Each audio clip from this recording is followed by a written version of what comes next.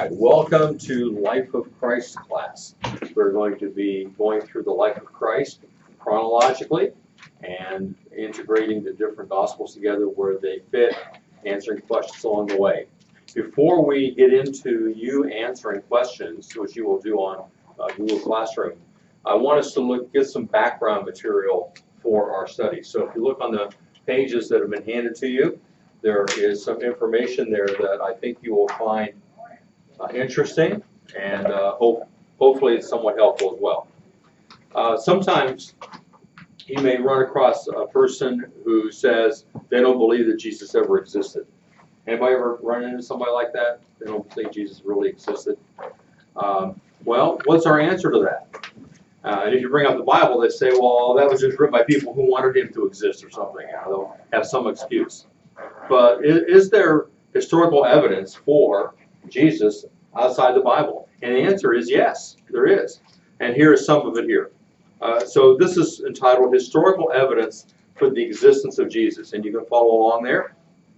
If something stands out to you, feel free to highlight or underline. First of all, there are Roman sources.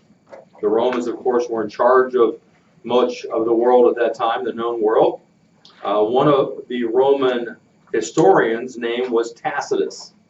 And in his books called Annals, which were written from 115 to 117 AD, so that's not too far long after Jesus lived on this earth. He says that Christians, and by then, people named called Christians, were kind of well known throughout the empire. He says they got their name from Christ, who was executed by sentence of the procurator Pontius Pilate in the reign of Tiberius. Now, does that match up with what the Bible says? Yes, exactly, right? Suetonius, who is well known for his treatment of the Caesars, he wrote volumes about the different Caesars, wrote one about Claudius. So in his Life of Claudius, and he wrote this around 120 AD, he said this: the Emperor Claudius expelled the Jews from Rome on account of the riots in which they were constantly indulging at the instigation of Chrestus. Now, that was a variant spelling of Christ, which normally be Christos, but it may be simply that Suetonius got mixed up when he heard Christos, thought it was a more common name, Chrestus. Chrestus was a name given to a lot of slaves. And so when he heard that, he may have confused the two. But that expulsion of Jews from Rome is mentioned in Acts 18:2. So here are two Roman historians who talk about those people who are following Christ and the existence of Christ. We also have some Jewish sources. First of all, the Jewish historian Flavius Josephus, the most famous Jewish historian of all, I suppose, in his Antiquities writes this: now there was about this time Jesus, a wise man, if it be lawful to call him a man, for he was a doer of wonderful works, a teacher of such men as received the truth with pleasure. He drew over to him many of the Jews and many of the Gentiles. He was the Christ, or the Messiah. And when Pilate, at the suggestion of the principal men amongst us, had condemned him to the cross, those that loved him at the first did not forsake him, for he appeared to them alive again the third day, as the divine prophets had foretold these and 10,000 other wonderful things concerning him. And the tribe of Christians, so named from him, are not extinct at this day. Now, as far as we know, Josephus was not a Christian. And yet, he is giving as good a description here as we might find in the New Testament, right?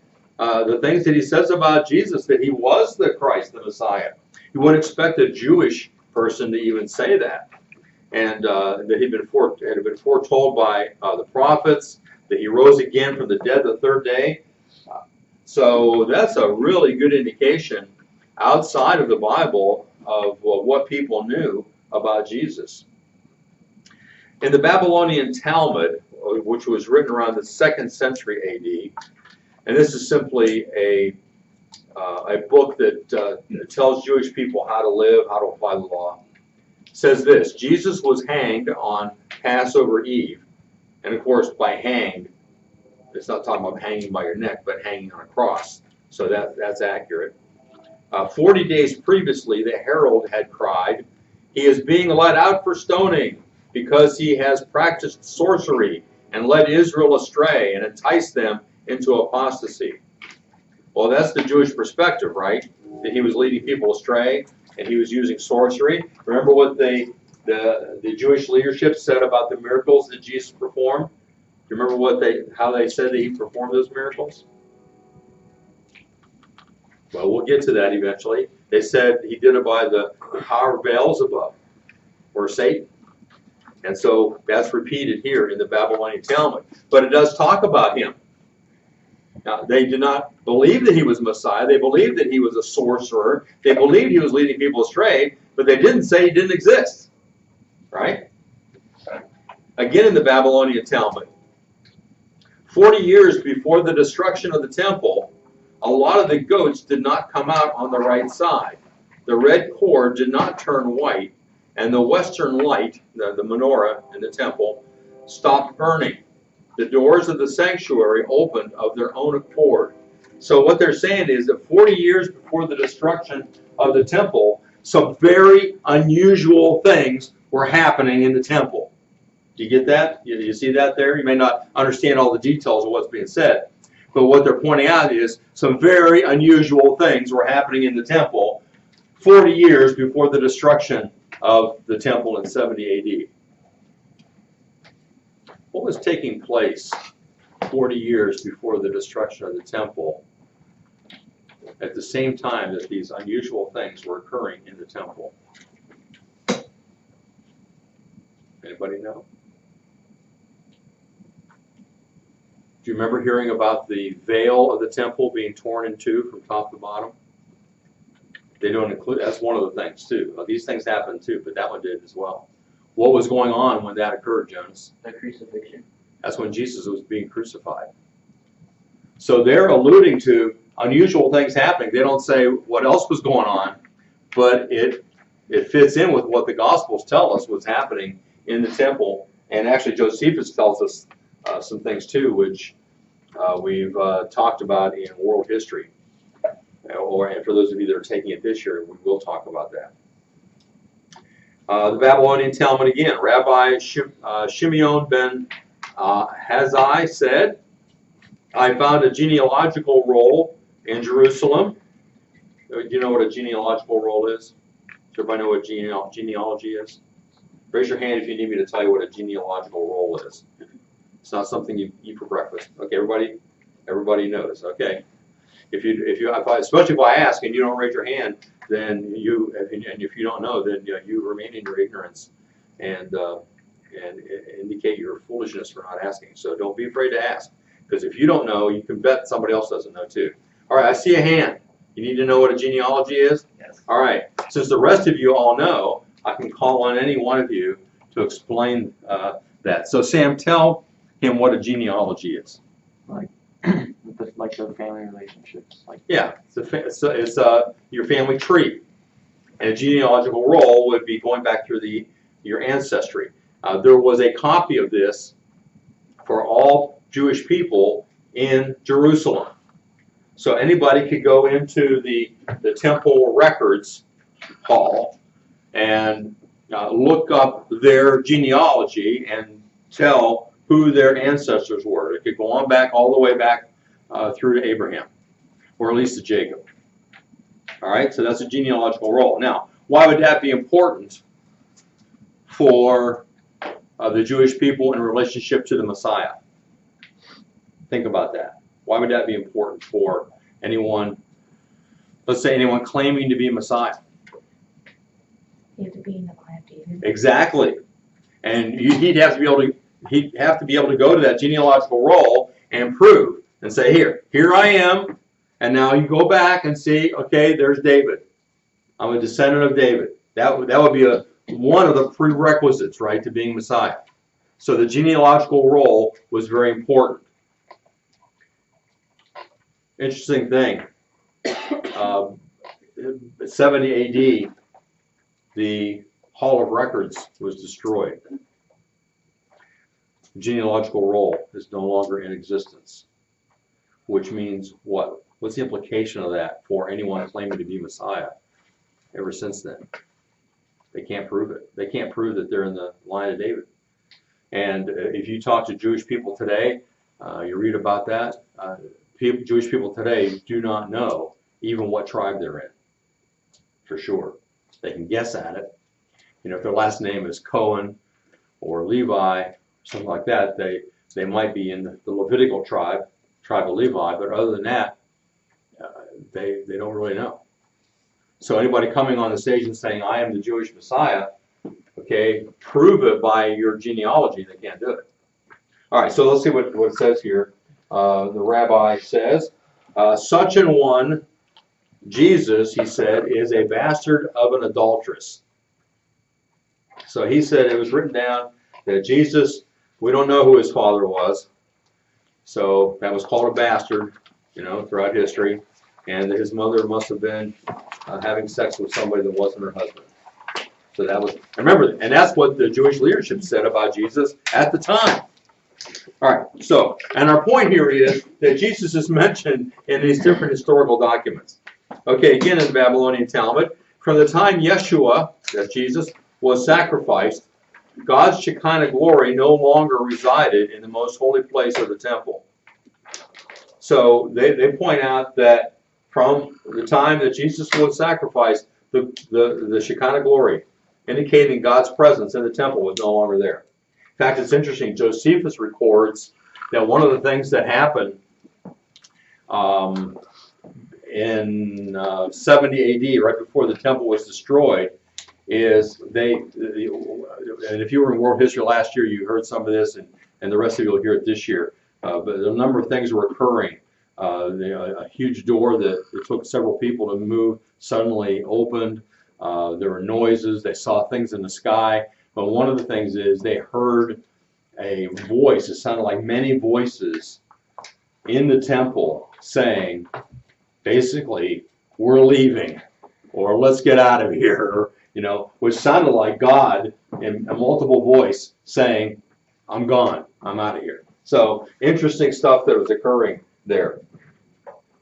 But let's go on to archaeological sources. There are two funeral urns. An urn is one of those vases that you put remains. You know, if you cremate somebody, you put the ashes in there. Dating from AD 40 to 50, which is less than, you know, going to be around 10, 15 years after Jesus was crucified, were discovered in 1945 in a suburb of Jerusalem. One apparently says, Jesus, alas, for the person buried here. In other words, it's appealing to Jesus for this person who died. And the other one says, Jesus raised the person. So these are two appeals on funeral urns to Jesus. So apparently, just 10, 15 years after he was dead, people believed that he existed. In 2002, a limestone ossuary box. An ossuary box is a box in which they put the bones of someone who has died. The procedure was that when someone died, they put them in a tomb, hollowed out area, a cave-like thing, and then let the body decay. Once the body was decayed and all was left was bones, they would gather up the bones and put them in a box. That's called an ossuary. Then they would bury the box. And then they could use the tomb for somebody else. All right, so you didn't stay in the tomb. So in this ossuary box that was found, it dates from the 1st century AD, and the words on it are James, son of Joseph, brother of Jesus. Now, did Jesus Christ have a brother named James? Do you know? How many of you know that he did? Okay, not very many of you. Yes, he did. What else? What did that James do? You know anything about him? You ever heard in the Bible a book called James? Yeah, he wrote it. That was Jesus' brother. He also was a leader in the church in Jerusalem. You find him mentioned in the book of Acts a number of times. This was inscribed in Aramaic, found in a private collection. So a number of different accounts outside of the Bible that talk about Jesus. So did Jesus exist according to historical sources? Yeah, there are a number of them that indicate Jesus' existence. All right, now next we want to look at the 4 accounts. As you know, hopefully you know, there are 4 Gospels. 4 people wrote about the life of Jesus.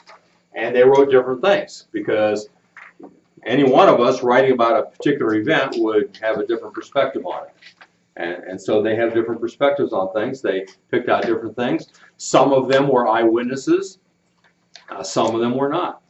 And so the 4 Gospels have some things in common and some things that are different. So we want to look at the 4 Gospels here and see if we can determine some of the particulars about these. So you look on your chart there, you can see the 4 Gospels listed there, Matthew, Mark, Luke, and John. And we want to fill in things like the author. What was the occupation of the author? Do we have a probable date when this was written? The place of writing, who the audience was, what's the theme of that gospel, and traditional picture of Christ, and so on, as you go on down through that chart. Now what I'd like you to do is see how much of that chart you can fill in without me giving it to you. Now, we probably will carry this over tomorrow so that you can use Chromebooks to look up some things. But for now, let's just see how much you can do out of your own brains. Well, let's say out of your collective brains, because I'm going to let you work in groups on this and see if you can pull your resources and see how much of this you can answer. So let's try groups of 3. So find 2 other people, or if you're 2 people, find 1 other person. Get in groups of 3. Move your desks. Get in groups of 3 and see how much of this you can fill out. Oh, you know what? Time? Well, you get started on it. I can see there's not much time left. We definitely will be doing this tomorrow. So just see what you can get started on.